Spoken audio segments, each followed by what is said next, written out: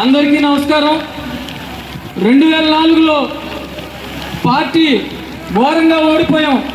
కానీ 2004 నుంచి 2014 వరకు ఈ పార్టీకి, తెలుగుదేశం పార్టీకి రక్షణగా నిలబడింది తెలుగుదేశం పార్టీ సైనికులు, కార్యకర్తలు ఒక్కళ్ళని సందర్భంగా తెలియజేస్తున్నా.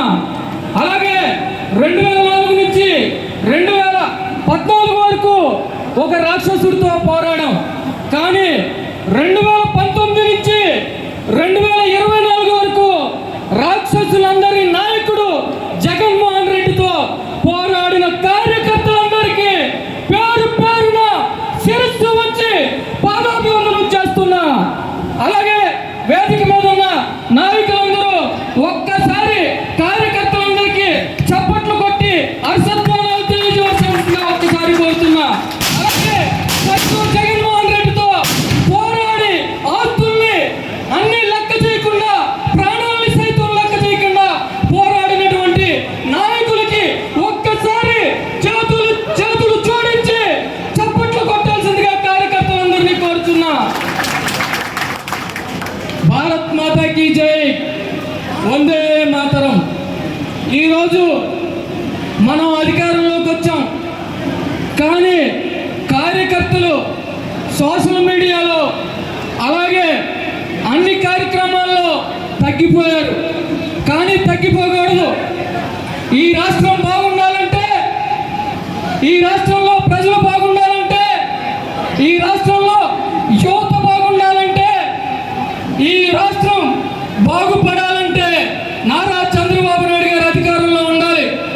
అధికారంలో ఉండాలంటే తెలుగుదేశం పార్టీ కార్యకర్తలందరూ సైనికుల్లో పనిచేయాలని కోరుతున్నా. అలా సైనికుల్లో పనిచేయడానికి మీరంతా సిద్ధమవుతున్నా. సిద్ధమైతే ఒక్కసారి చెయ్యెత్తి చెప్పండి. సైనికుల్లో పనిచేయడానికి సిద్ధమే అని. సిద్ధమా? సిద్ధమా? సిద్ధమా?